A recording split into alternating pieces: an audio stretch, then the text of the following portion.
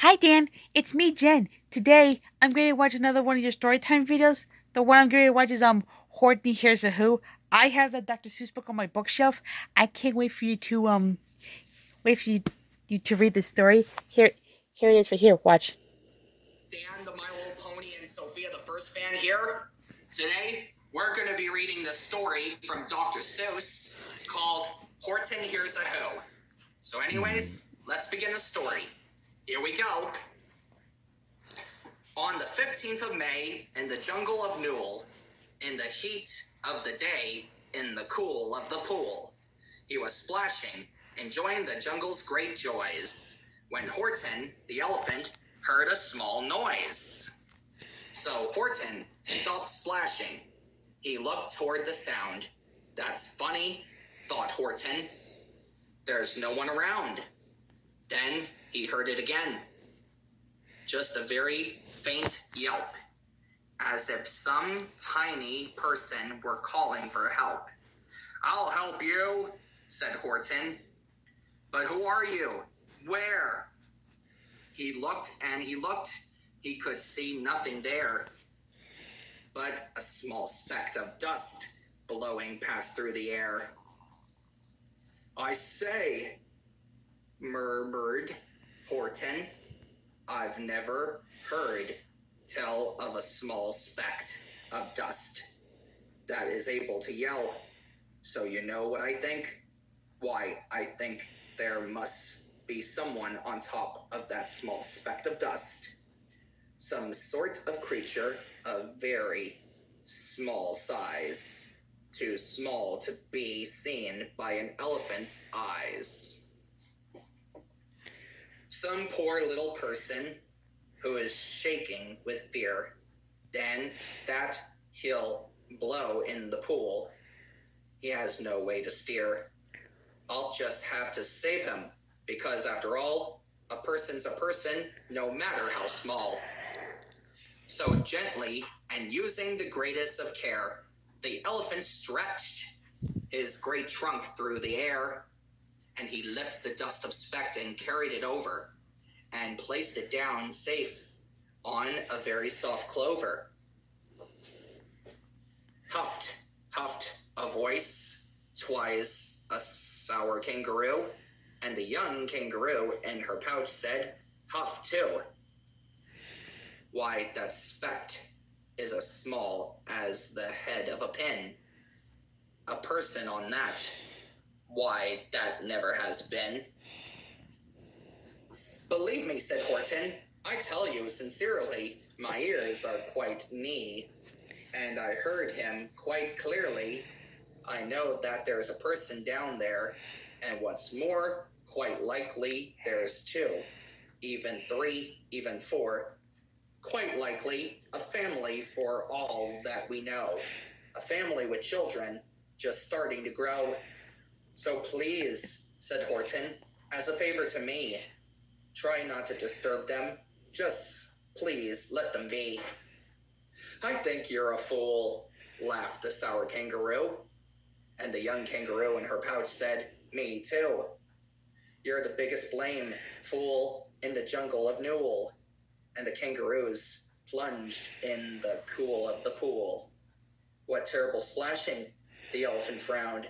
I can't let my very small persons get drowned. I've got to protect them. I'm bigger than they. So plucked up the clover and hustled away. Through the high jungle treetops, the news quickly spread. He talks to a dust speck. He's out of his head. Just look at him.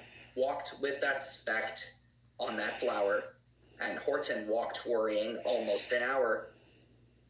Should I put this speck down? Horton thought with an alarm. If I do, these small persons may come to great harm. I can't put it down. I won't, after all. A person's a person, no matter how small. Then Horton stopped walking. Then Speck Voice was talking. The voice so faint He could just barely hear it. "Speak up, please," said Horton. Then put his ear near it. My friend came the voice. "You're a very fine friend. You've helped all of us folks on the dust speck no end. You've saved all of our houses, our ceilings and floors. You've saved all of our churches and grocery stores." "You mean?" Horton gasped.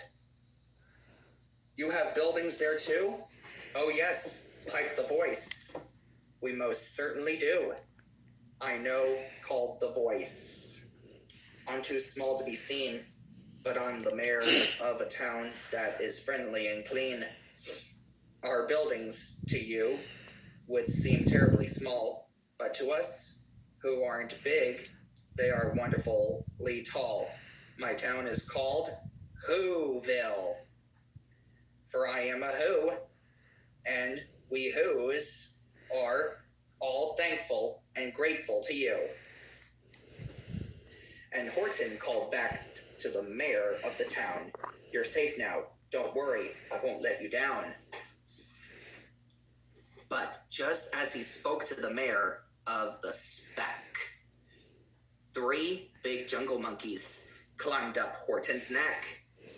The Whisker Him brothers came shouting, "What rot! This elephant's talking to Whos who are not.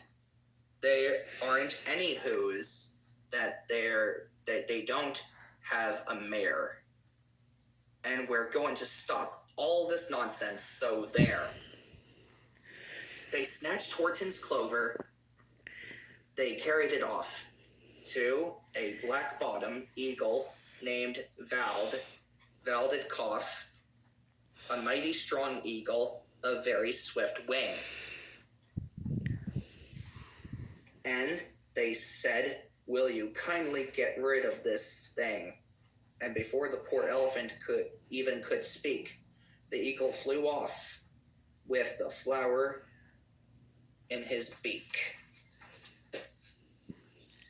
All that late afternoon and far into the night, that black-bottom bird flapped his wings in fast flight, while Horton chased after with groans over stones that tattered his toenails and battered his bones, and begged, "Please don't harm all of my little folks who have as much right to live as bigger folks do."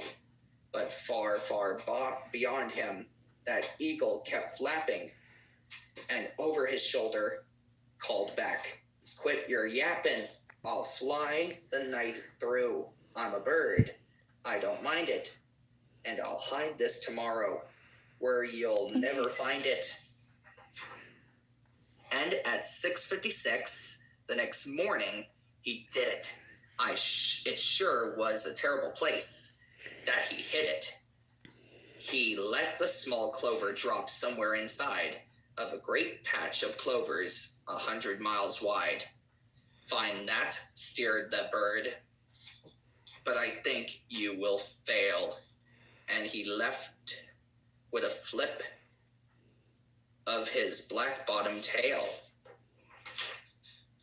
"I'll find it," cried Horton. "I'll find it or bust. I shall find my friends on my small speck of dust." And clover by clover by clover with care, he picked up and searched them and called, "Are you there?" But clover by clover by clover he found that the one that he sought for was just not around.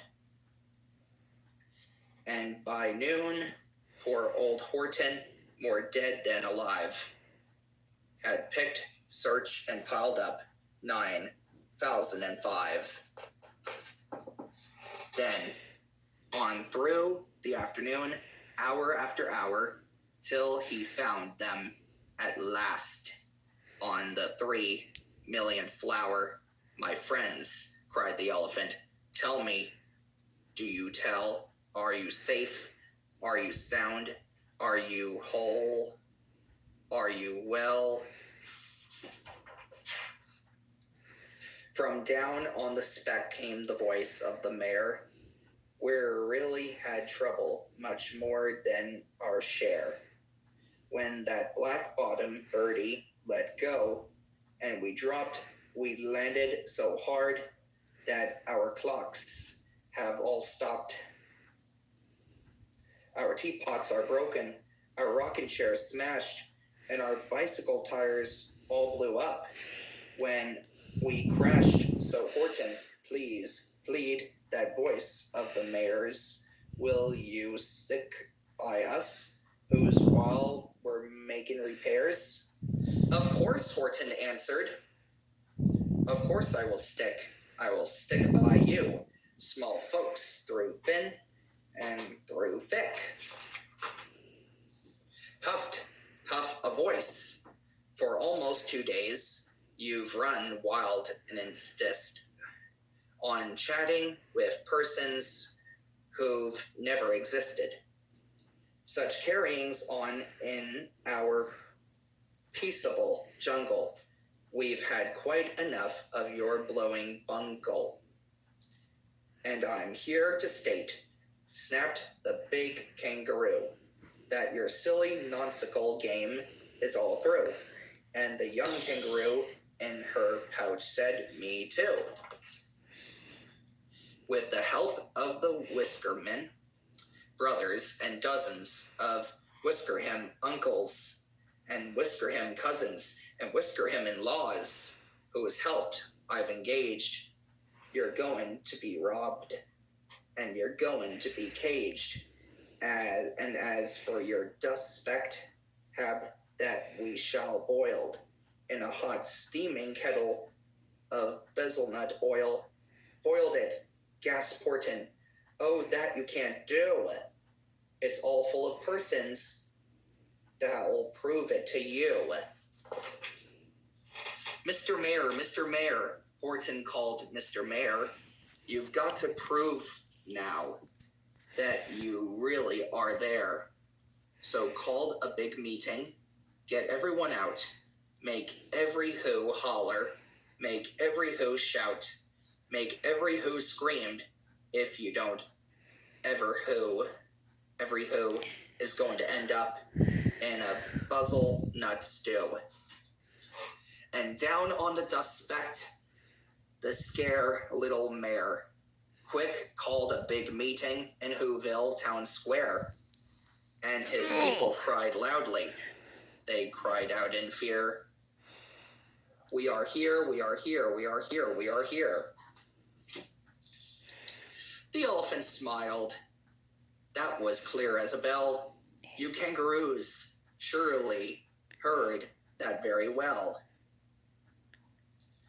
All I heard, snapped the big kangaroo, was the breeze and the faint sound of wind through the far distant trees. I heard no small voices, and you didn't either. And the young kangaroo in her pouch said, me neither. Grab him, they shouted, and caged the big dope. Lassoed his stomach with 10 miles of ropes. Tie the knots tight so he'll never shake loose. Then dunk the dumb speck in the buzzle-nut juice. Horton fought back with great vigor and vim, but the Whiskerham gang was too many for him. They beat him, they mauled him, they started to haul him into his cage. But he managed to call to the mayor, don't give up. I believe in you all. A person no matter how small. And you very small persons will not have to die. And if you make yourselves heard, so come on now and try. The mayor grabbed a tom. He started to smack it, and all over Whoville, they whoop up a racket. They rattled tin kettles. They beat on brass pans, on garbage pail tops, and old cranberry cans. They blew on bazookas and blasted great toots on clarinets, boom pa and boom pa, and flutes. Great gusts of loud racket rang high through the air. They rattled and shook the whole sky, and the mayor called up through the howling mad hullabaloo. "Hey, Horton, how's this? Is our sound coming through?" And Horton called back, "I can hear you just fine, but the kangaroo's ears aren't strong quite as mine, but don't hear a thing. They don't hear a thing. Are you sure all your boys are doing their best? Are they all making noise? Are you sure every Who down in Whoville is working? Quick, look through your town. Is down anyone shrinking?" Through the town rushed the mayor from the east to the west, but everyone seemed to be doing his best. Everyone seemed to be yapping or yipping. Everyone seemed to be beeping or bipping, but it wasn't enough. All this ruckus and roar, he had to find someone to help him make more. He raced through each building. He searched floor to floor. And just as he felt he was getting nowhere and almost about to give up in despair, he suddenly burst through a door, and the mayor discovered one shrieker quite hidden away in the Fairfax apartments 12D. A very small shrinker named Jojo was standing and bouncing a yo-yo, not making a sound, not a yip, not a chirp. And the mayor rushed inside, and he grabbed the young twerp, and he climbed with the lad up the Piffelberg Tower. "This," cried the mayor, "that is yours town's darkest hour. The time for all who is who have blood that is red to come to the ad of its country." He said, "We've got to make noises, the greatest amounts. So open your mouth, lad, for every noise counts." Thus he spoke as he climbed. When he got to the top, the lad cleared his throat, and he shouted out, "Yop!" And that yop, that one small extra yop, pulled it over. Finally, at last, from the speck on that clover, their voices were heard. They rang out cleared and clean, and the elephant smiled. "Do you see what I mean? They've proved they are persons, no matter how small, and their whole world was saved by the smallest of all." "How true, yes, how true," said the big kangaroo. "And from now on, you know what I'm planning to do from now on? I'm going to protect them with you." And the young kangaroo in the pouch said, "Me too. From the sun in the summer, from rain when it's fallish, I'm going to protect them, no matter how smallish." The end. So yeah, that was the story of you reading Horton Hears Who. That's a good Dr. Seuss book, and I have the book on my shelf. So be on the lookout for more videos from me very soon. So until then, bye, Dan.